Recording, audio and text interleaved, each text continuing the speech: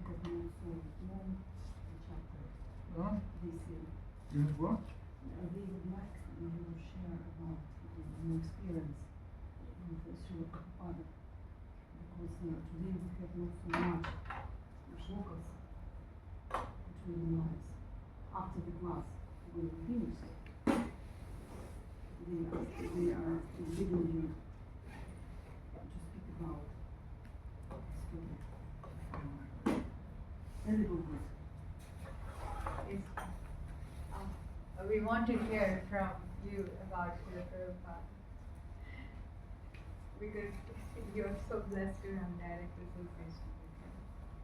Oh, it doesn't have to be today.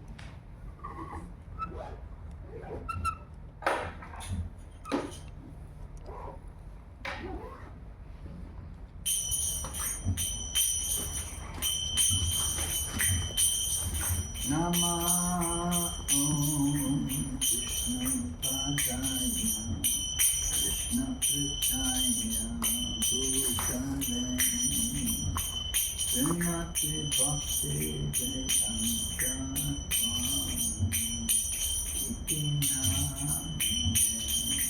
Nama Om Vishnu Padaya Krishna Prithaya Bhutale Srimati Bhakti Vedanta Swami Iti Namine Namaste Saraswati Deve Gauravani Pracharine Nirviteshya Shunyavadi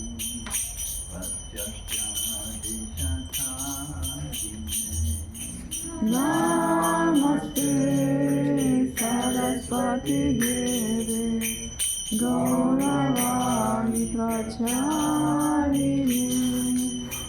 Nirvishesha Shunyavadi Paschatya Deshakarine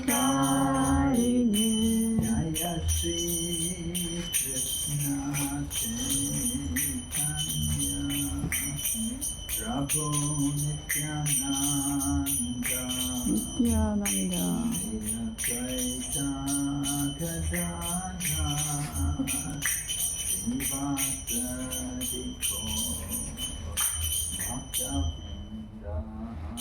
Jaya Shri Krishna Chaitanya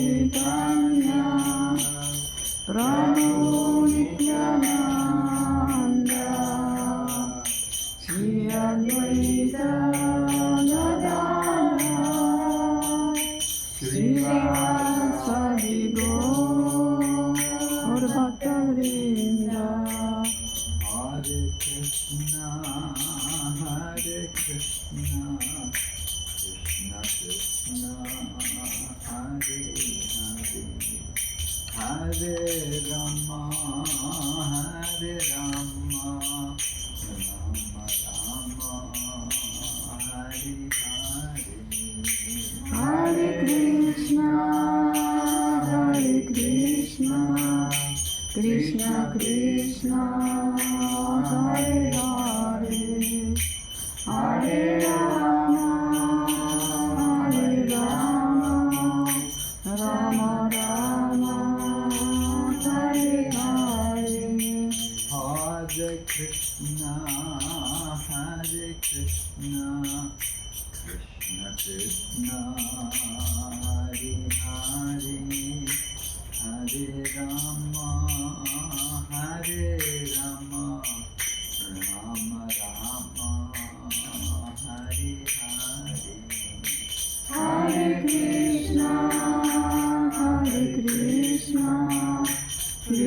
Krishna, Hare Hare, Hare Rama,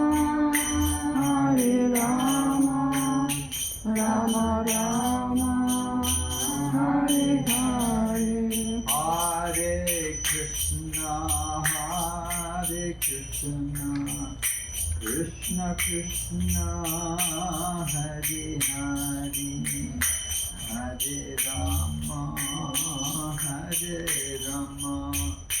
Rama Rama, Hare Hare. Hare Krishna, Krishna Krishna, Hare Hare, Hare Rama, Rama Rama, Hare Hare. Gaur Premanande. Hare Bol.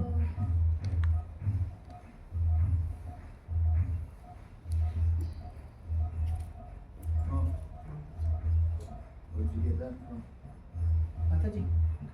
Huh? Mahaprabhu.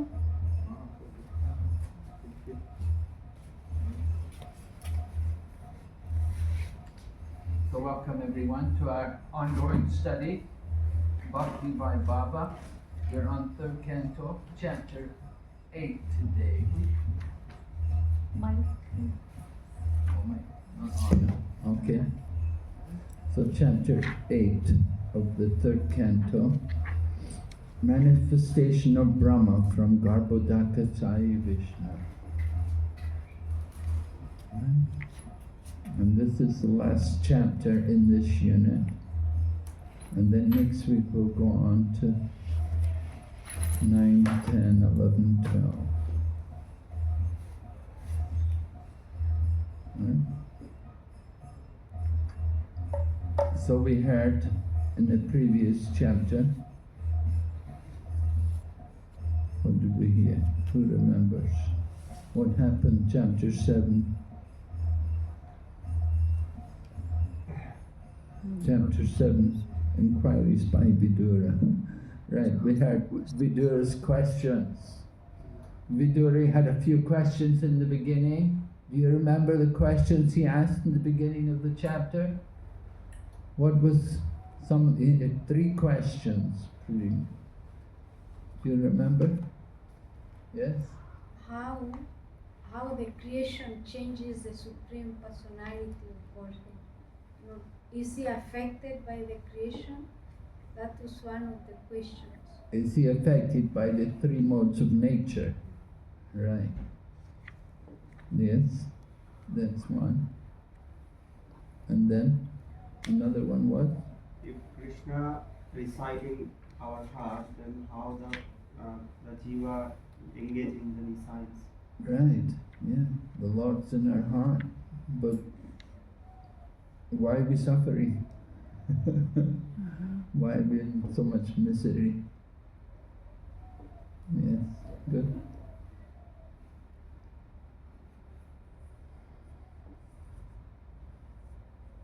And there was many questions Maitreya asked at the end of the chapter. He kept asking many questions. yeah, those are later. They come later. So he wanted Vidura ask those questions, and Maitreya was very happy to answer those questions.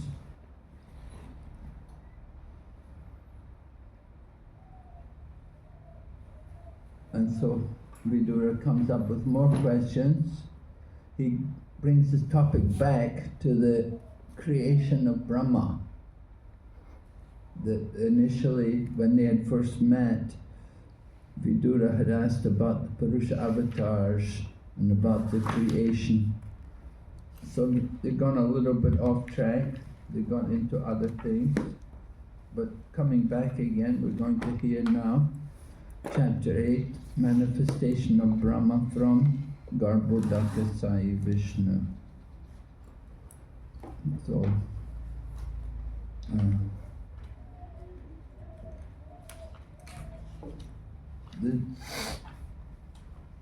the great sage Maitreya said to Vidura, The royal dynasty of King Puru is worthy to serve the pure devotees because all the descendants of that family are devoted to the personality of Godhead. You are also born in that family. It is wonderful that because of your attempt, the transcendental pastimes of the Lord are becoming newer and newer at every moment. So the dynasty of King Puru, they were devotees, and Vidura is born in that family, born in that line. So that's the advantage. It's a great advantage to be born in a family of devotees. It's a great help to becoming Krishna conscious. And from the beginning of your life, you can be brought up in Krishna consciousness.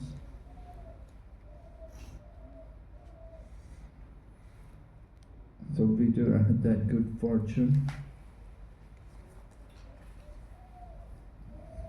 Similarly also, Bhakti Siddhanta Saraswati and also our own Bhakti Vedanta Swami, the two Prabhupads, they were also fortunate souls. They were born in the family of great devotees.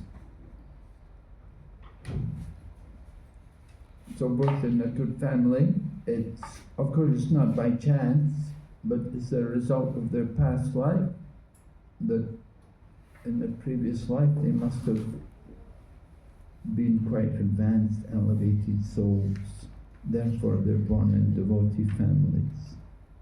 In Bhagavad Gita, Krishna describes that if you've practiced yoga for quite a long time, but still not yet perfect, then take birth in a family of devotees. And then from the beginning of your life, you have the opportunity to take up Krishna consciousness. So Vidura had asked a lot of questions to Maitreya, and Maitreya said, "Yeah, no, I will speak Bhagavad Purana, and this will answer all your questions. Everything is there in the Bhagavad Purana." I remember His Holiness Sahotra Swami Maharaj. Did you ever know him? Sahotra Swami? Did you ever know him? He was his samadhi is at the Gurukula, at the traditional Gurukula. He left the body. He left the body here in Mayapur.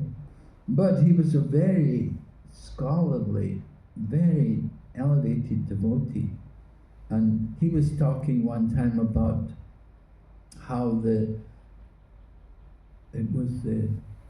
Muslims came to Egypt, and they came to Egypt, and he said the Egyptians, they had all their Egyptian scrolls and the different literature which they had in the Egyptian culture, and the Muslims came there. This Muslim military commander came there, and he saw that they had this huge library full of books, all the treasure of the Egyptian knowledge and everything.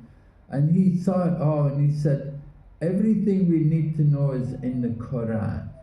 So everything else is useless. So you can burn all of this. And they set fire and they just burned the whole thing. So he said, we have a similar view about Srimad Bhagavatam. Bhaktivinoda Thakur said, everything is there in the Srimad Bhagavatam. Even if there's nothing else, if there's no other books, if you have Srimad Bhagavatam, you will know everything you need to know. There's nothing else worthy of knowing if it's not in Srimad Bhagavatam. And of course, even higher than Srimad Bhagavatam, we have the Chaitanya Charitamrita, which is a more recent publication. Anyway, Maitreya is going to speak the Bhagavad Purana, and we're told the history, how he can speak the Bhagavad Purana. Well, first of all, we should understand Srimad Bhagavatam is perennial knowledge. It is not a recent literature. It's not some recent publication. It's not that it just got written 5,000 years ago and it's from that, but it's eternal knowledge, like the Bhagavad Gita. Bhagavad Gita, Lord Krishna told Arjuna, I instructed this knowledge to the sun god Vivaswan, like that. So Bhagavad Gita wasn't just spoken 5,000 years ago. Most recently it was spoken 5,000 years ago, but it's eternal knowledge.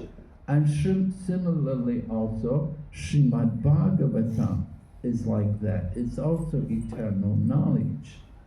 And we're told how, well, Maitreya is going to tell us how he heard it, right? He heard it from his spiritual master. Who was his spiritual master? Who's Maitreya? Parashara Muni, right? So, and how did Parashara Muni, how could he speak Srimad Bhagavatam? He heard it from? Huh? No. Vyasadeva was the son of Parashara, right? And so Parashara, he had the Srimad Bhagavatam from someone called Sakyayana Muni. Sakyayana Muni. And who did he hear it from? Sakyayana Muni heard it from Sanat Kumar. And who did Sanat Kumar hear it from? Sanat Kumar heard it from? Huh? Sankarshan, yes, from Sankarshan. And where is Sankarshan? Where is Sankarshan residing? At the bottom of the the universe, Seshanaga. Where does it say that? I've heard that before. It's all here. It's all here in this chapter. You go through these verses. It's described. And Prabhupada makes a point that we should understand the Srimad Bhagavatam is eternal knowledge. That it's not some recent. It's not just compiled 5,000 years ago, but it's eternal knowledge. As stated here, this verse which we have on the board here, which verse number 2, right? It says, the Bhagavad Purana was directly spoken to the great sages by the personality of Godhead for the benefit of those who are entangled in extreme miseries for the sake of very little pleasure. To get some little pleasure, when people have to suffer so much, right? You have to go through so many agonies. So, the Srimad Bhagavatam is there to enlighten them.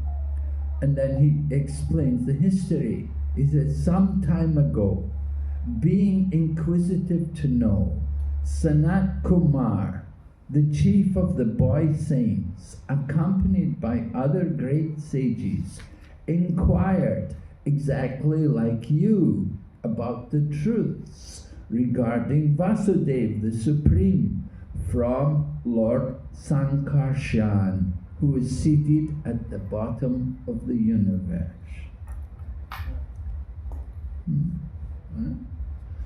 So, Lord Sankarshan, he's the Supreme Lord. He's the expansion of Lord Vasudeva. So he knows everything. So he spoke this Srimad Bhagavatam to Sanat Kumar. And Sanat Kumar then spoke it to Sakyayana Muni. This one Muni. We're told, at that time, Lord Sankarshan was meditating upon his Supreme Lord. whom the learned esteem as Lord Vasudeva. But for the sake of the advancement of the great learned sages, he slightly opened his lotus eyes and began to speak. You could just imagine this scene. Lord Sankarshan and Sanat Kumar comes. And then we're told about the sages. These sages, that they have the ability, they can travel throughout the universe, from the highest planet down to the lowest. They can travel. And how do they travel? Not Air Asia, not Air India, none of these things. They travel by the Ganga. The Ganges River flows from the highest planet down to the lowest. Of course, the Ganga, the water of the Ganga is coming from the causal ocean. Lord Vamanadev had made a hole in the covering and the Ganga water came in. And that Ganges water is flowing down through the universe. And the sages, those who are perfect in yoga, they can take advantage of that to travel to different planets in the universe. Isn't it amazing? Yes. They can travel, and it's well, their hair was all wet. Naturally, you go in the Ganga, you know, you get your hair wet. Sages, they're sages, they didn't shave their head, you know. They don't have to renounce, they're sages. They have long hair, beards.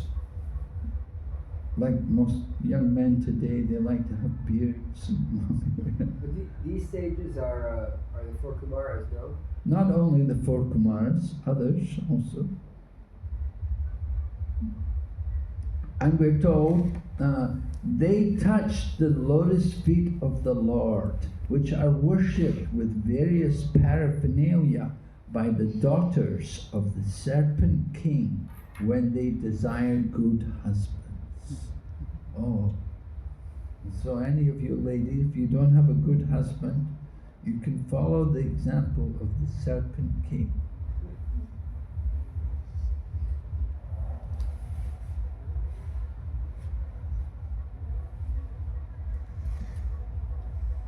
And Prabhupada describes about the power of the Ganges water, right? When we take water on the Ganges, we touch the head, right? The water has to touch the head. Don't just bathe your feet in the Ganga. That's offense. If you go to Ganga and just put your feet in the water, or if you sit on the side of the boat and put your feet in the Ganga, it's offensive. You cannot do that. We take the water on our head, and before bathing, before entering into the Ganga, we first of all offer obeisances and we take some water and put it on the head. Why? Why do we put it on the head? Prabhupada explains, whoever touches the water of the Ganga to the head surely touches the lotus feet of the Lord directly and can become free from all effects of sinful acts. We better go quick to the Ganga, right? Take the water, put it on our head. Directly you're touching the lotus feet of Lord Krishna. And we get free from all sinful acts. So this is the power of Mother Ganga. Our Ganga temple is moved a little bit further down the road. It used to be directly across at Prabhupada Ghat, but because of the work which is going on there, doing some construction, the temple is moved down the road a bit. Walk towards the Ghat, walk towards Hula Ghat. On the way, you'll see Prabhupada Snan. Prabhupada Snan. Bath, bathing. And the temple of Ganga is there. And devotees go there.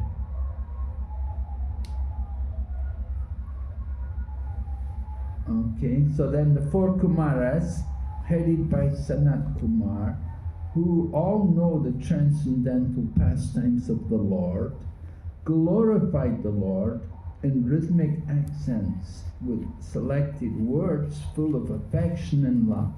At that time, Lord Sankarshan, with his thousands of raised hoods, began to radiate an effulgence from the glowing stones on his head.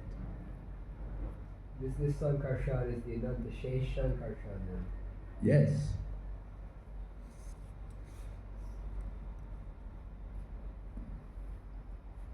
So Prabhupada comments about this, how the four Kumaras, that they have that mood, they want to worship the Lord. They're absorbed in love and affection for the Lord.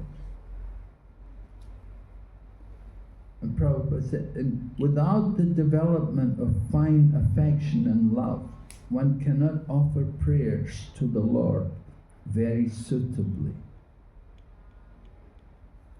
So Dhruva Maharaj was a child, but the Lord touched him on the head and he could speak wonderful prayers. And similarly, Prahlad Maharaj also was blessed with divine knowledge by Lord Nrsingadev, and he could offer prayers. So we have to have that right mood to be able to offer any words of glorification to the Lord. It's not a cheap thing. We have to be very loving and caring and want to really please the Lord.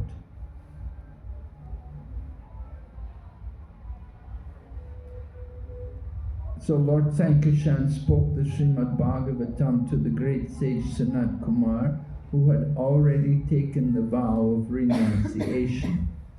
Sanat Kumar, in his turn, when inquired of by Sakyayana Muni, explained Srimad Bhagavatam as he had heard it from Sankarshan. So Sanat Kumar, the well-known great saintly Kumar, was in the perfect stage of life. Still, he heard the message of Srimad Bhagavatam from Lord Sankarshan. Similarly, when he was questioned by Sakyayana Rishi, he spoke to him the same message he had heard from Lord Sankarshan. So Prabhupada points out, you have to hear from the right authority in order to present spiritual knowledge. So Sanat Kumar had that opportunity, hearing from Lord Sankarshan, and then he was approached by a person who genuinely desired to hear that knowledge, and he spoke what he had heard. We don't just present the knowledge of Srimad Bhagavatam to anyone and everyone. We encourage people, first of all, hear the Bhagavad Gita. Get the basics right.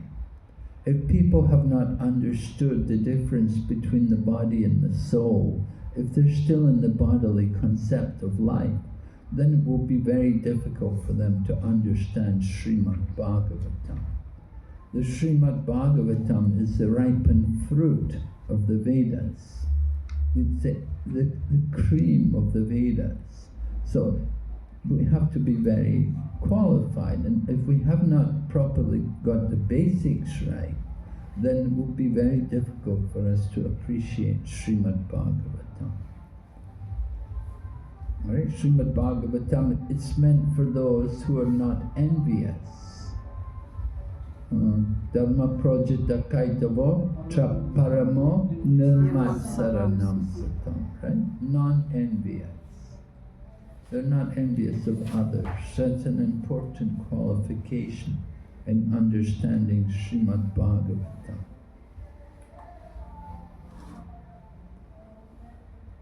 So that great sage Sakyayana was a chief among the transcendentalists. And when he was describing the glories of the Lord in terms of Srimad Bhagavatam, it so happened that my spiritual master Parashara and Brihaspati both heard him. So this is how the link comes. That Sakyayana was describing the Lord's glory. He had heard it from Sanat Kumar, and he was repeating and appreciating it, and it was heard by Parashara Muni and Brihaspati. They both heard him. So Parashara, as aforementioned, being so advised by the great sage Pulastya, spoke to me the foremost of the Puranas, Bhagavatam. And we'll hear an interesting event which took place, how it was that Parashara Muni became blessed to hear the Srimad Bhagavatam. And the purport, a nice pastime is described. First of all, he got the blessings from this person, Pulastya. This Pulastya, it's mentioned here, being so advised by the great sage Pulastya, spoke to me being Maitreya. So Parashara spoke to Maitreya because he was advised by Pulastya. Pulastya is the father of the demons, different demoniac races. They came from Pulastya. Demons like Yakshas and Rakshasas and Gandharvas and some other, they're mentioned, the different demonic species. So Pulastya was the father of these different demonic species. And so it happened that once upon a time, we can read it here, once upon a time Parashara began a sacrifice in which all the demons were to be burned to death because his father had been killed and devoured by one of them. Just like Jamadagni, there was the son of Maharaj Parikshit.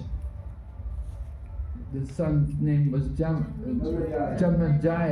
Jamanjaya, he wanted to do a yagya to kill all the snakes because the snake had bitten, the snake bird had come and killed Maharaj Parikshit, his father.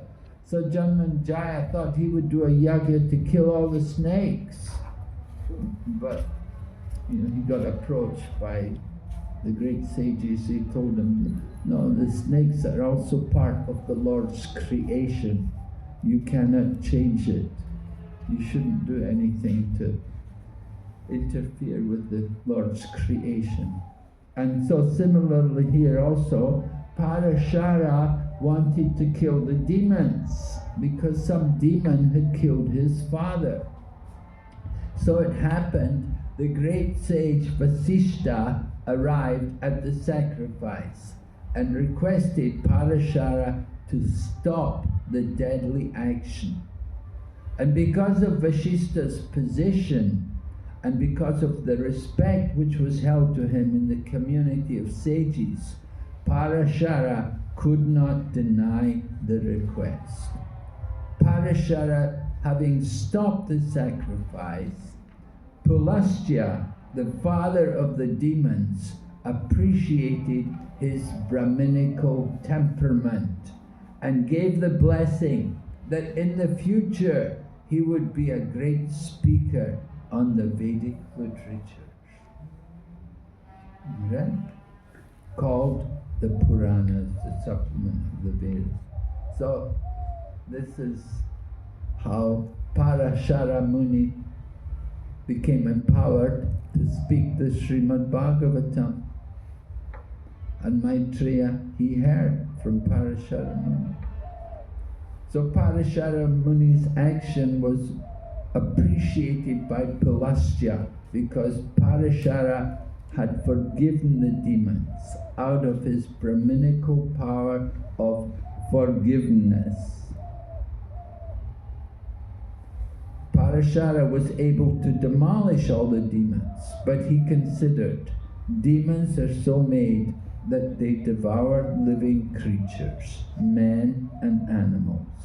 But why on that account should I withdraw my Brahminical qualification of forgiveness? It's a nice little pastime narrated to us, helping us to understand the importance of forgiveness. As devotees, we have to cultivate that quality of forgiveness. We don't want to be bitter to people. I will get revenge on that person. They did this to me, I will get back at them. I'm not going to let them get away with it. And, people often talk like that, behave like that. We need to cultivate the Brahminical quality. Well, of course, we're not Brahmins, we want to be more than Brahmins. So we should have the qualities of the Brahmin. And forgiveness is an important quality. There's another story about the scorpion. The scorpion somehow was in the river, it was drowning. And this man saw the scorpion there, and there were two devotees, and the one devotee saw the scorpion in the water, and he picked it up out the water. He thought, let me save it. But when he picked it up, the scorpion bit him, and it fell back in the water. So he tried to pick it up again, and again it bit him, and again it fell back in the water, because when the scorpion bites, it's very painful. You ever been bitten by a scorpion?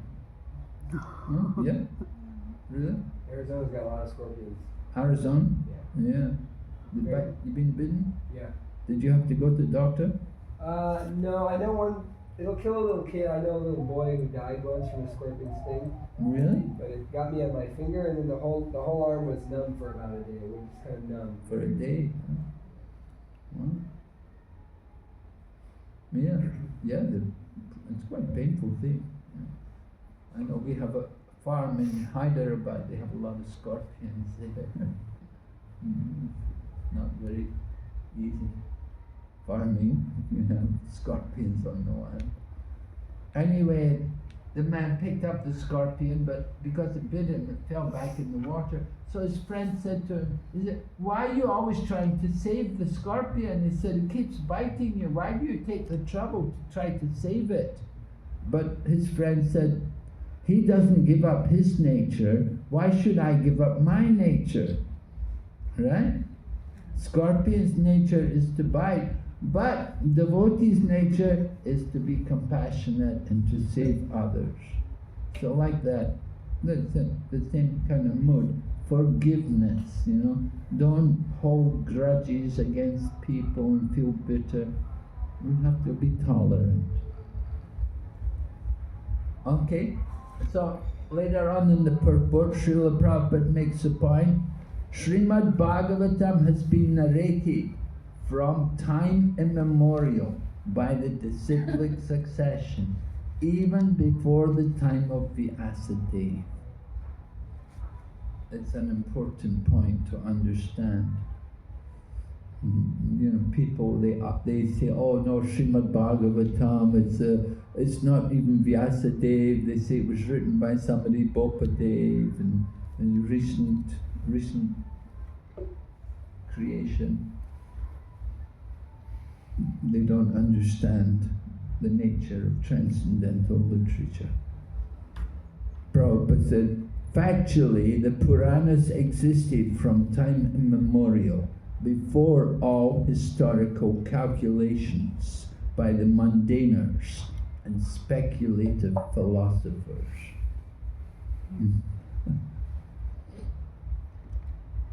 So we have that appreciation for Vedic literature.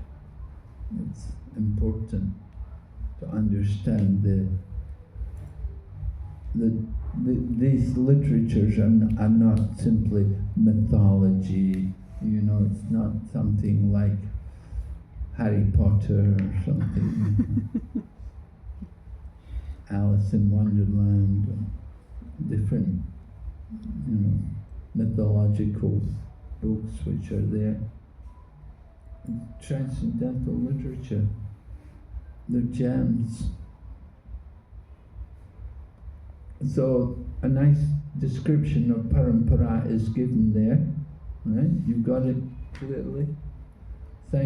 From Sankarshan to Sanat Kumar, then from Sanat Kumar to Satyayana Muni, and then Parashara Muni and Brihaspati there. And Parashara Muni is the guru of Maitreya. So in this way, Maitreya, he is now speaking Srimad Bhagavatam, and he heard it from his guru. So the Vyasadev's guru is Narada, so it's the same different line, but the same information. Yeah. Vyasadeva heard from Narada Muni. And Sukadeva heard from Vyasadeva. And Sutta Goswami heard from Sukadeva Goswami. Yes? Maharaj, when Lord Krishna departed this Brahmanda, two people were there, like Uddhava was there, Maitreya Muni was there. And Lord Krishna, when he gave his final instructions, he was looking at only Uddhava, was not looking at Maitreya, because it is mentioned that Maitreya Rishi was contaminated, Bhakti was contaminated with Jnana. So if he has heard Srimad Bhagavatam from Parashara, why is his Bhakti still contaminated with Jnana? They answered that. Let the person answer that. Well, I asked that. just the fact that he's there with Lord Krishna, you know, he's not in Maya. It's not like he's in Maya. It's just some great sages, they have that nature, you know, that they're more inclined to the jnana rather than the pure bhakti. But Maitreya was definitely a very, very special soul. Otherwise, how could he have been there with Lord Krishna? And how could he have heard? It is mentioned Ajnata Sukriti. It is mentioned in the Prabhupada is Ajnata Sukriti. That's how he came, Ajnata Sukriti. That's how he was able to see the Lord. Okay. The Prabhupada mentioned that he was not seeing, he was contaminated with Jnana, but he is now speaking Bhagavatam. How to understand? Where is this mentioned? I'll give you the departure of Lord Krishna. When Lord Krishna left this planet. What, 11th canto, isn't it? And this third canto. Oh, you got it in the third canto? The departure of...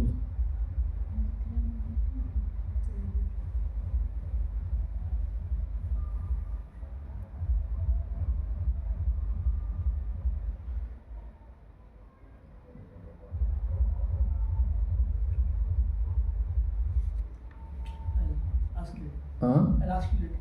Okay. Yeah, I mean, we have to understand that, you know, he had heard the Srimad Bhagavatam and he's able to transmit it. I mean, we see Vyasadeva also, you know,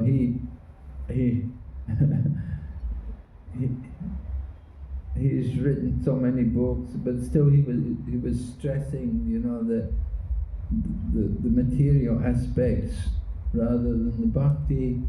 You know, Narada Muni had to come and chastise him and tell him, you haven't given enough importance to devotion. So he had to write again. He had to write the Srimad Bhagavatam. The Srimad Bhagavatam came about after that. But he wrote it down, but the Srimad Bhagavatam was already there. It's already being transmitted in the form of knowledge. There's nothing really written down. The writing down, that only came in the beginning of Kali Yuga. Because with Kali Yuga, people's memories are so poor.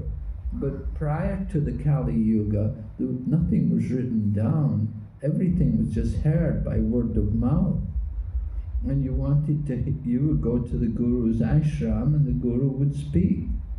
And they would speak. And so there was nothing written down. People's memories were so good they would hear and remember.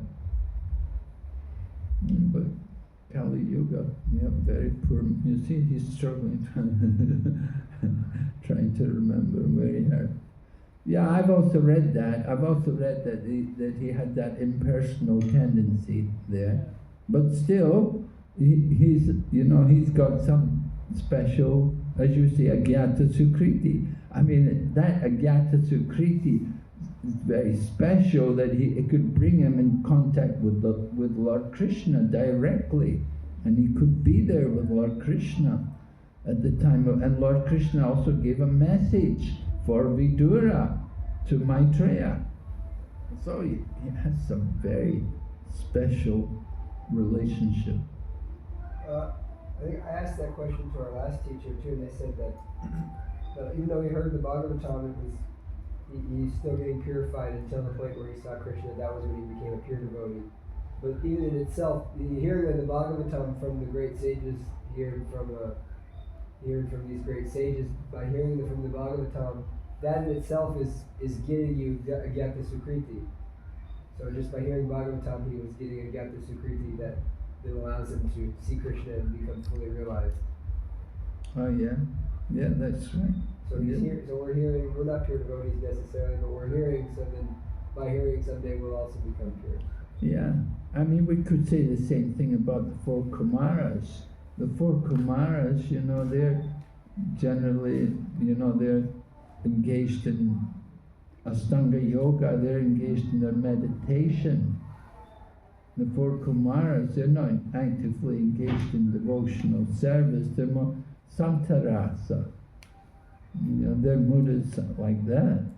They're in Tapaloka. In the Brihad Bhagavatamrita, you can read Kumar goes there to Tapaloka and he meets with the four Kumaras, and the four Kumaras are telling Kumar, oh, you don't need to engage in activities. You just need to meditate on the Lord.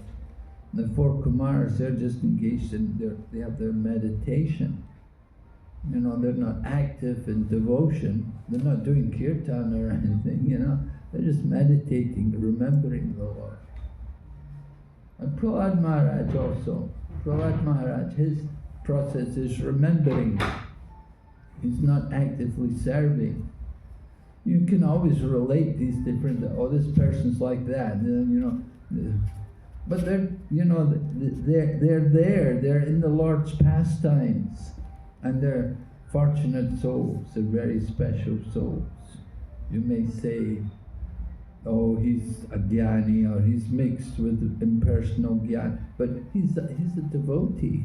He's not a total impersonalist.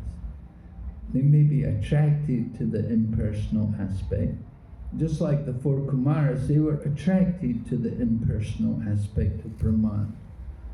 But then when they went to the spiritual world, and when they met Lord Padmanabha, then at that time, then they understood the greatness of the Lord.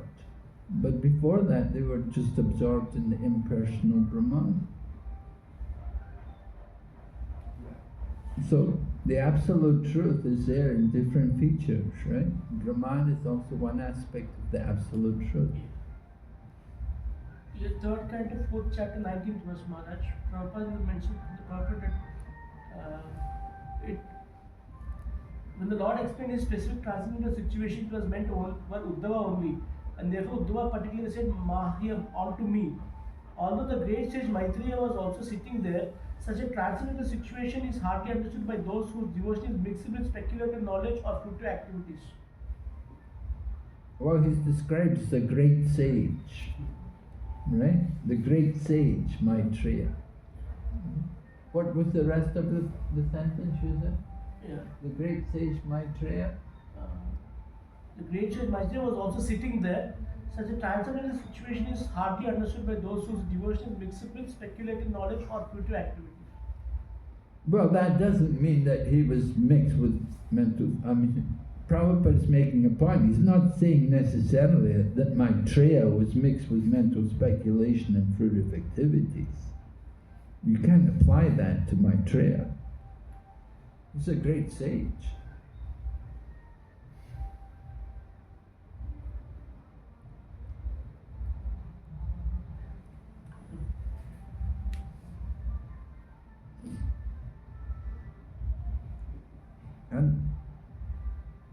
And we see him speaking Srimad Bhagavatam.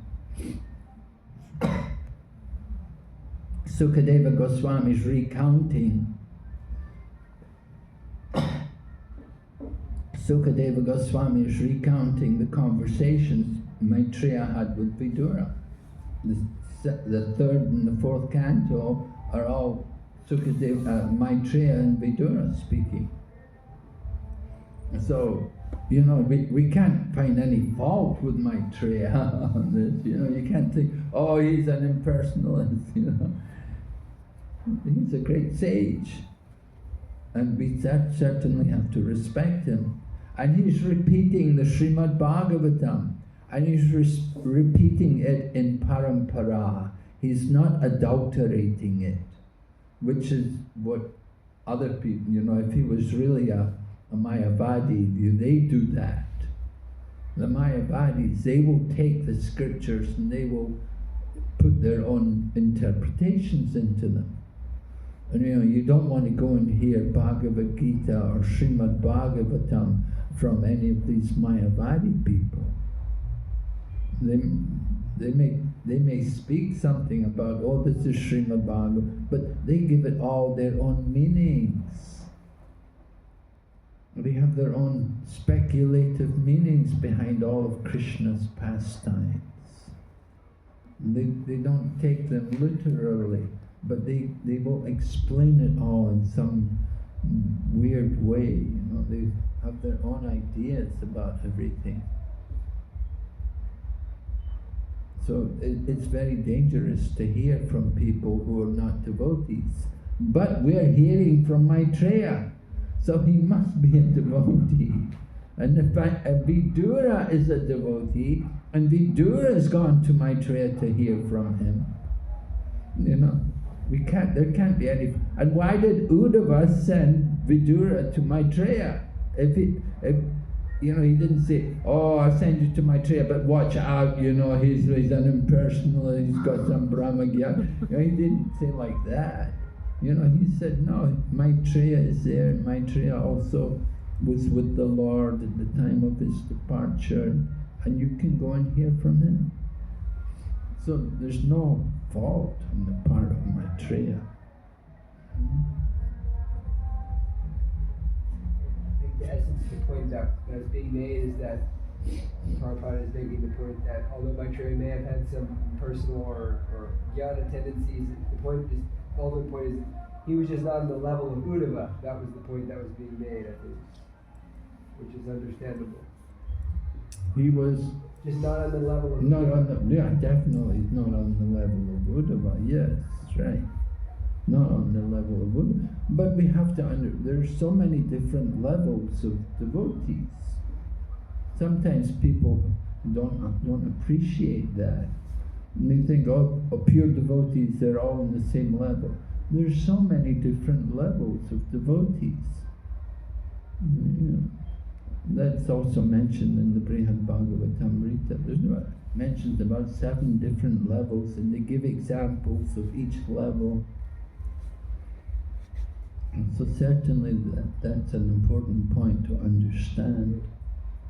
Isn't it in the Brihad Bhagavatamrita, Uddhava is the highest level except for Radharani. She's the only one that's higher than Uddhava, I think. And he goes to Uddhava, Gopakumar goes to Dwarka, he talks to Uddhava, and then he goes to Radharani. Yeah. But Uddhava said he would take, he wants the dust from any of the gopis, any of the people of Vrindavan. Uddhava worships all the people of Vrindavan. Uddhava is resident in Dwarka. So there are different levels among the devotees. We have to appreciate that. You know, there's great devotees. Vyasadev's a great devotee. Prabhupada's a great devotee. Does it mean they're both on the same level? You know, there's a difference. There's certainly Bhakti Siddhanta Saraswati also. You know, how to understand. There's certainly different levels of devotees. They do like to put the different acharyas as manjaris. Right? They say this acharya is that manjari and like this. So if you put everyone as manjaris, then you could say all the manjaris are on the same level. But even among the manjaris, there are leaders. Right? Rupa Manjari is the leader of the manjaris. You know, there's different. It's not all one, even though they may be manjaris in the spiritual world, but some manjaris have a more important position than others. They have different services to perform in relation to Krishna. Okay.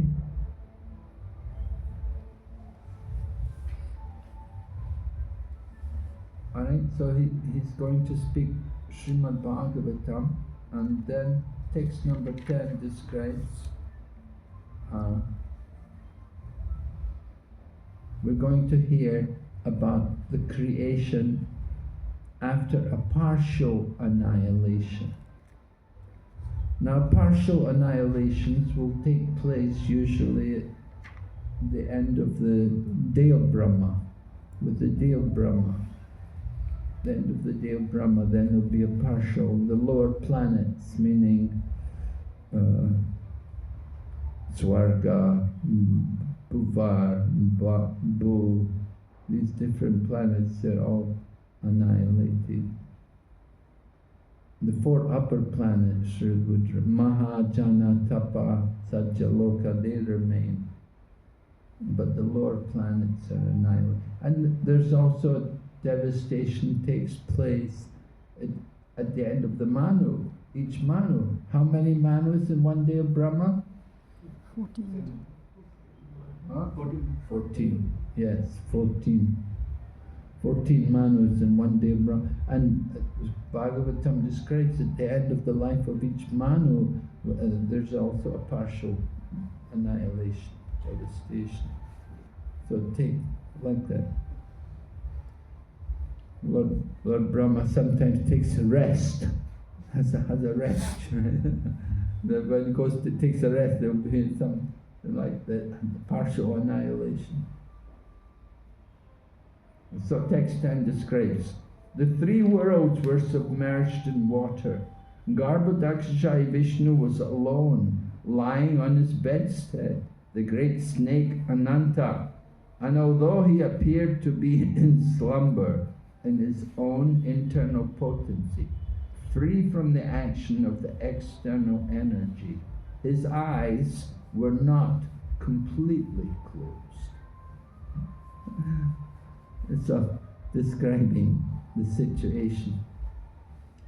Garbhodakshaya Vishnu, he has his bed, and his bed is Ananta Shesha. So it says he appeared to be resting in his own internal potency, but his eyes were not completely closed. And then they give an example. Just like the strength of fire within fuel wood. Have you come across that? You take some logs, and sometimes the log, just from within the log, will burst into flames. Right? You can have that situation. You have some logs, they're just sitting there, I remember one time we were cutting they had to move a tree, take a tree out, and the root was remaining, and after a day or two, just burst into flames. The fire is there within the wood. So this example is given in relation to Garbhodakashayi Vishnu. It says, the Lord remained within the water of dissolution, submerging all the living entities in their subtle bodies. He lay in the self-invigorating energy called Kala. So, what's happening? At the time of the partial annihilation, where are all the living entities? Where do they go? Body of Garbhodakashayi Vishnu. Yes, they go into the body of Garbhodakashayi Vishnu. Do they go in what form? Huh?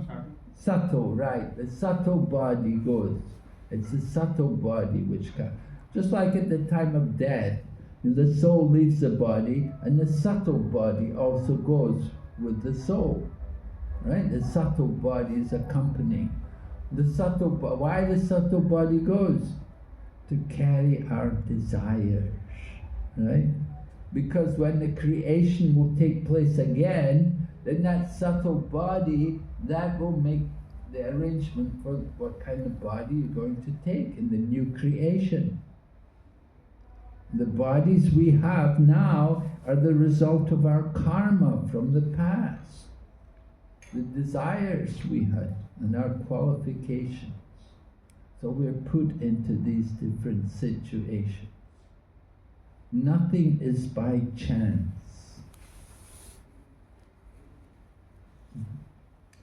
So this example is given like fire within fuel wood. In the same way, the example is that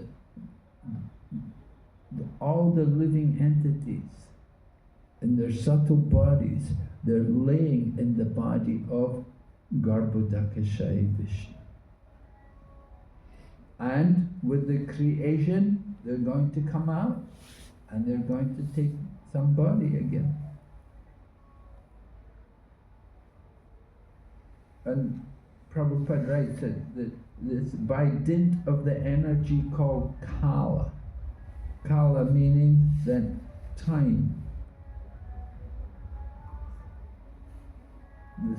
Here he says, he lay in the self-invigorated energy called Kala.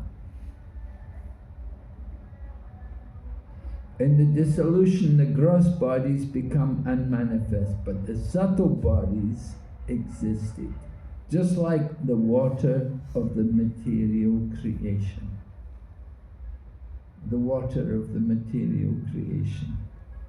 The material energy was not completely wound up, as in the case of the full dissolution of the material world. Right, there's two kinds of annihilation. One annihilation is with the full dissolution of the material world. That will be at the end of the life of Brahma. After what Brahma's 100 years, then there will be a total annihilation. But the partial annihilation takes place usually at the end of the day of Brahma. And it may even be with the end of with the changeover from one manu to another. So the material energy was not completely wound up. Where was it? It was all in the body of Garbhodakashayi Vishnu. Just like fire was in the wood. The energy was there within, it looked like a lump of wood, but just come into flames. In the same way, the body of Garbhodakashayi Vishnu was containing the subtle body of all the living entities. And we're going to hear how they all take birth. First of all, we're hearing about Lord Brahma. Now he's going to appear. He has not appeared yet, but he's going to come. So the Lord, which Lord? Who's that Lord? Garbhodakshayi Vishnu. He laid down for 1,000 cycles of 4 yugas in his internal potency. And by his external energy, he appeared to be sleeping within the water. When the living entities were coming out for further development of their fruitive activities, actuated by the energy called Kala Shakti, he saw his transcendental body as bluish. Who saw his transcendental body as bluish? Garbhodakshayi Vishnu, right. He saw his transcendental body as bluish.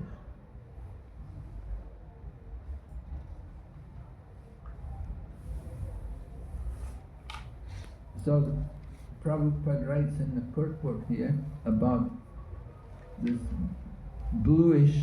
He said, due to this polluted mentality and due to material sins, the aggregate combination of living entities appeared to be bluish.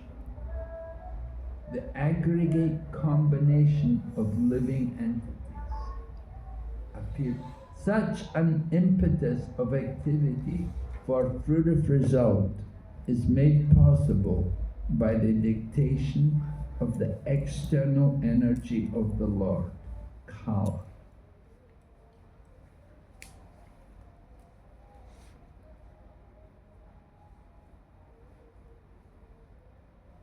So why is he a bluish color?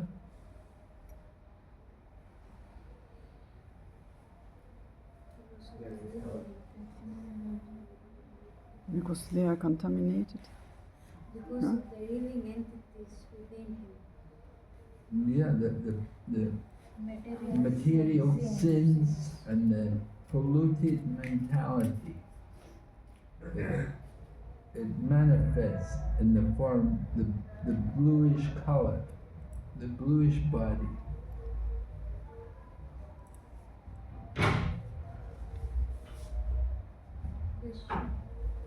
And this is due to the combination of the living entities.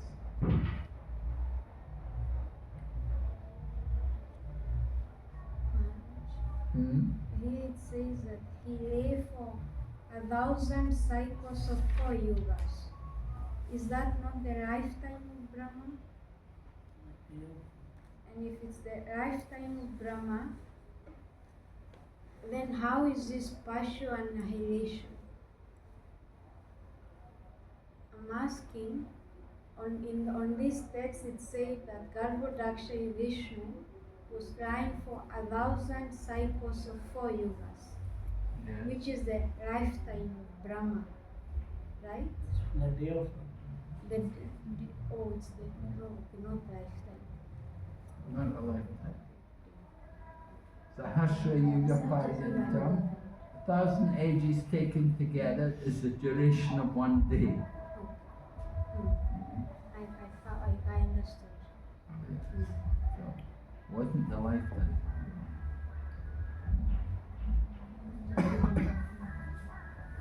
Anyway, it was a cycle of 1,000, 4,000, isn't it? 1,000 Chaturyugas. 1,000 Chaturyugas. Chaturyugas. Means 1,000 cycles. Yeah. That's it. Yeah, 1,000 cycles. 4 billion, 300 million years. So it would be one day. Yeah, one. Yeah, Yes, 1 day. yes.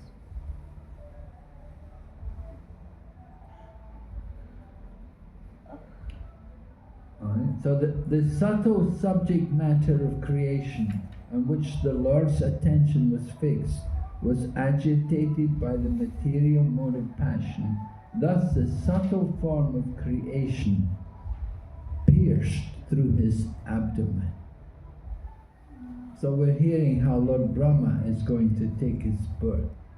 That the Lord was agitated by the mode of passion, and the subtle form of creation, meaning Lord Brahma, he takes his birth. Well, how does Lord Brahma come? First of all, it's not Lord Brahma. First of all, it's the lotus flower which comes. That lotus flower is going to come from the abdomen of Garbhodakashayi Vishnu. So this lotus flower is very significant, right? That all the different planets, the living entities, they're all there within that lotus flower.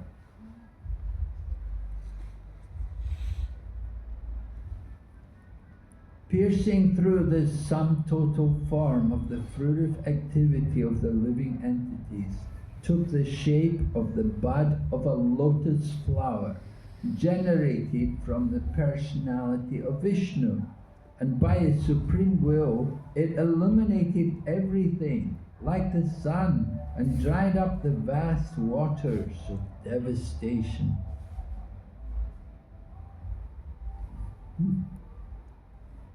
Dried up the vast water. So the lotus flower comes out of the navel of Garbhodakashayi Vishnu, and it's effulgent, it illuminates everything like the sun. And when the sun is very hot, then the water dries up, the water starts to evaporate. So it dried up the vast waters of devastation. So you could imagine how powerful was the illumination. Into that lotus flower, Lord Vishnu personally entered as the Supersoul. And when it was thus impregnated with all the modes of material nature, the personality of Vedic wisdom, whom we call the self-born, was generated. Lord Brahma enters into the lotus flower, or he takes his birth from the lotus flower. Prabhupada explains the significance of the lotus flower in the purport. He said that lotus flower is the universal Virat form, or the gigantic form of the Lord in the material world.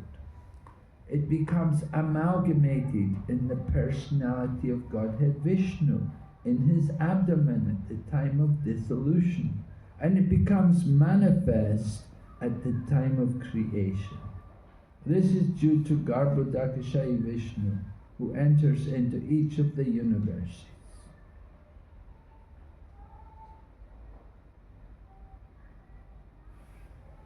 In this form is the sum total of all the fruitive activities of the living entities, conditioned by material nature. In this form, what is this form?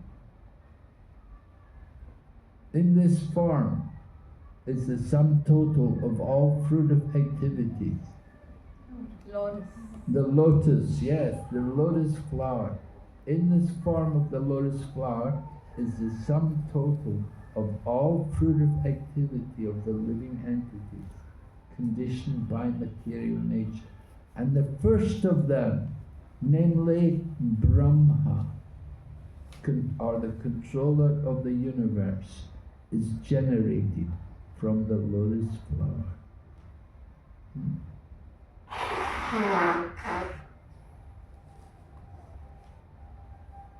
So Lord Brahma is Swayambhu. He goes to sleep with Narayan at the time of devastation. And when there is another creation, he is born in this way. From this description, we have the conception of three: the gross Virat form, the subtle Hiranyagarbha, and the material creative force, Brahma.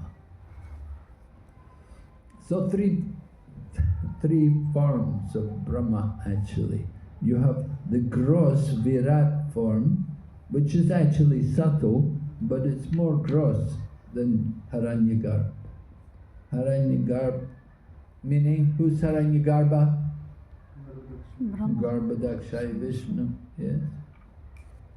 And the material creative force, Brahma.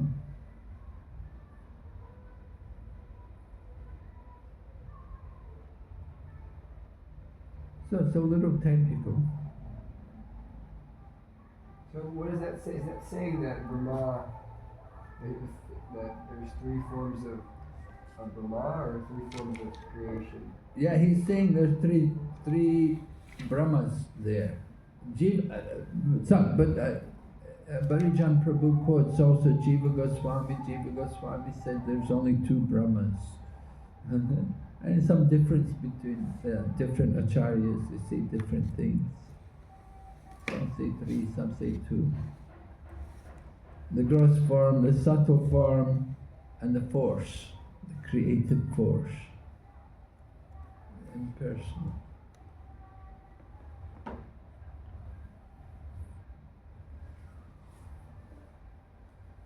So Brahma comes out of the lotus flower. He could not see the world, although he was situated in the world. He therefore circumambulated all of space, and while moving his eyes in all directions, he achieved 4 heads in terms of the 4 directions.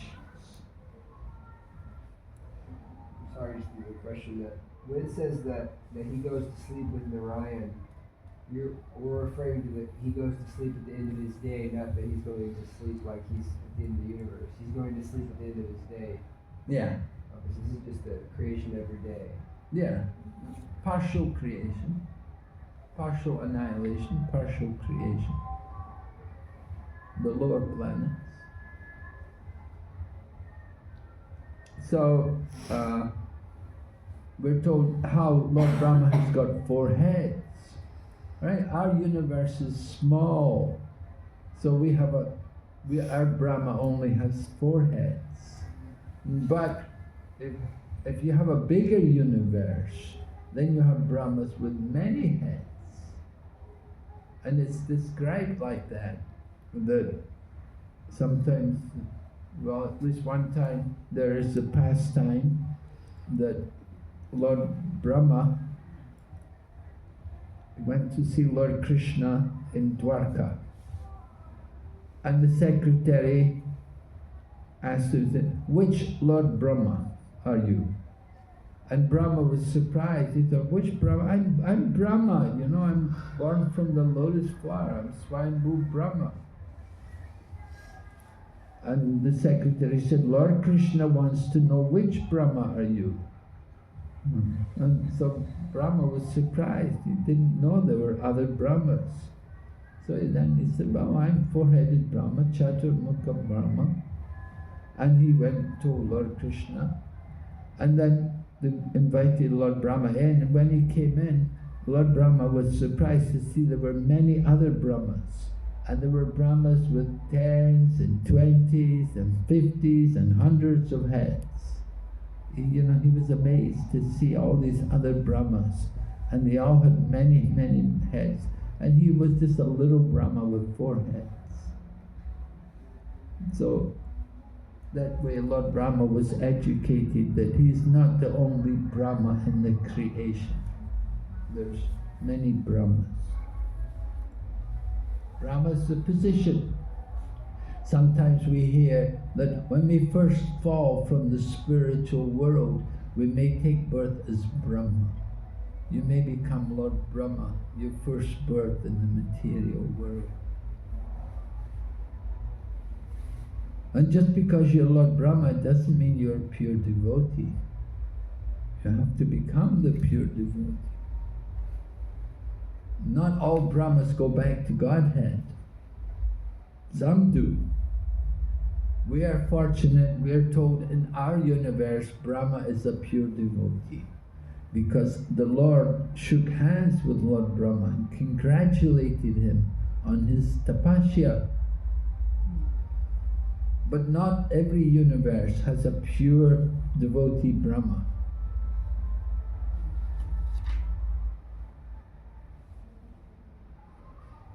So this is a small universe. Anyway, Lord Brahma was sitting on his lotus. He was looking for. Oh, let's read. Where is it?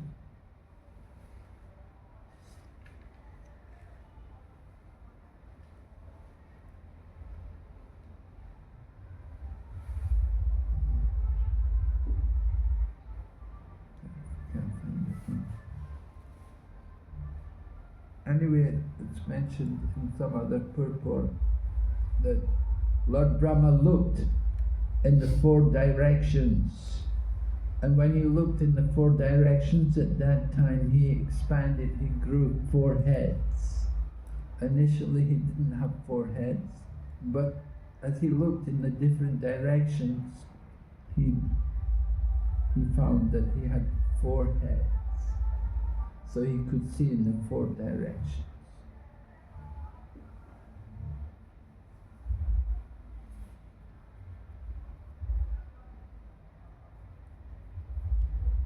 The followers of Madhvacharya, they, of course, Lord Brahma is the Adi Guru. He's the Guru. We're in the Brahma Madhva Sampradaya. So in the Madhva line, they don't like that section where Lord Brahma is stealing the cows away, and then he's been put into illusion by Lord Krishna. So they take that section out of the Srimad Bhagavatam. Because they think, Lord Brahma, he's our Guru, he's the Adi Guru, how could he be in any illusion? So they say like that. They don't like to hear about the illusion of Lord Brahma. But we say this is a glorification of Brahma. It's showing his wonderful qualities as a devotee.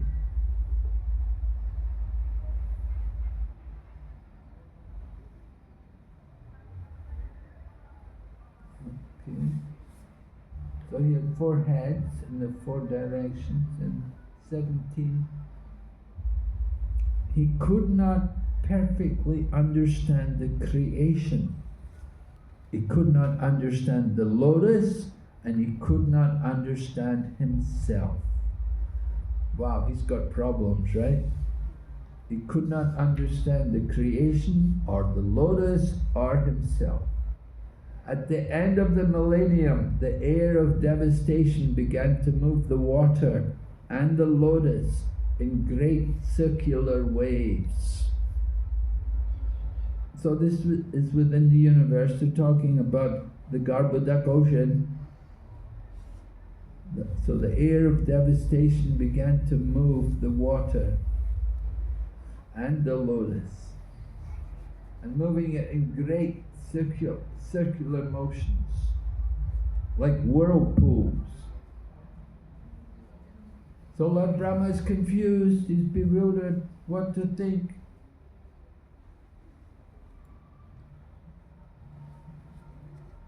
He's trying to understand. He's been trying to understand for a millennium. 1 millennium, how many years is it? 1 millennium?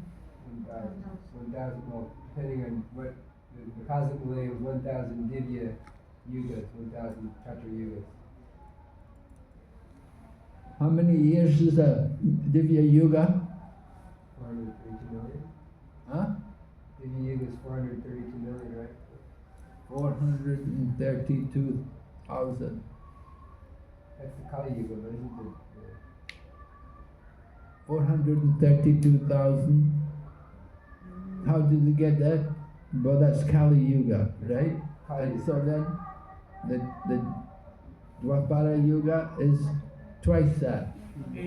And Treta Yuga is 3 times that. And Satya Yuga, 4 times that. So 4 plus 3 plus 2 plus 1, 10. So if you multiply the duration of Kali Yuga by 10, then you get 4,350,000. 20,000. So that's one Divya Yuga. And there are 1,000 Divya Yugas in the day of Brahma.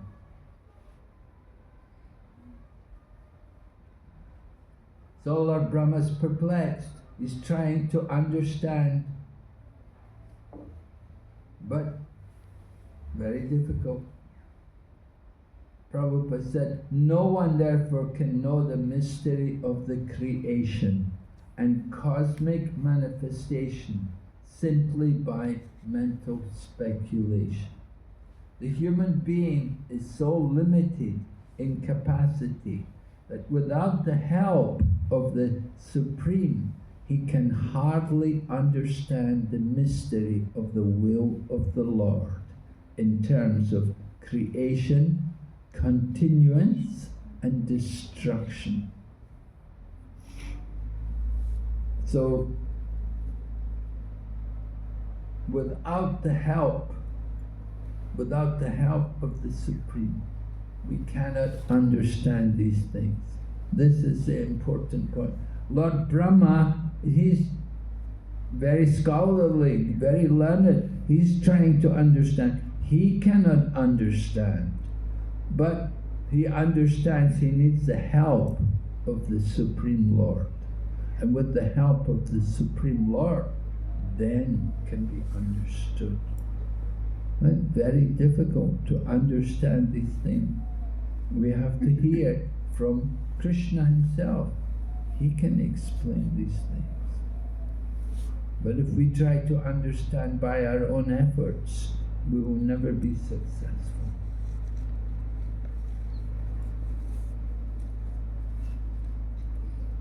So Lord Brahma is thinking, it's being described for us, he's asking these kind of questions.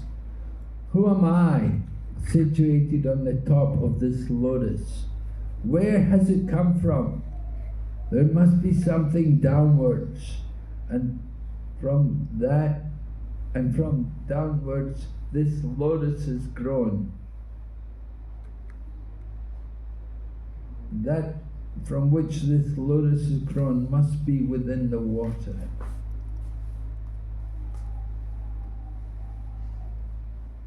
So Brahma has got these kind of questions, and that's very good that he is inquiring, like he wants to understand. We encourage people like that to develop this inquiry, the nature of inquiry, to ask, who am I? Why am I here? Why am I suffering? This is intelligent person, atato brahma jignasa. Now you have the human life, you have to inquire. What is the difference between matter and spirit? If we don't understand these things, then we should inquire. And who does understand these things? Without hearing from the Supreme Lord, nobody really understands these things. It's beyond our imagination. Right? Ata Shri Krishna Namadi.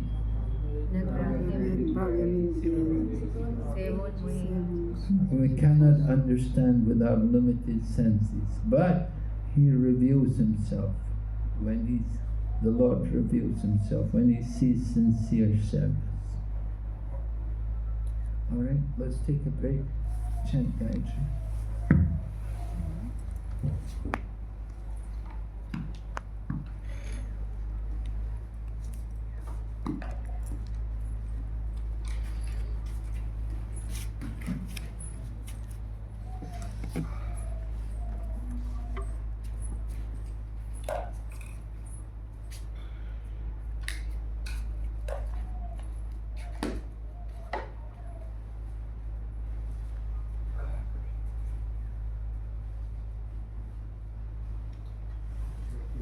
Were you at the kirtan this morning?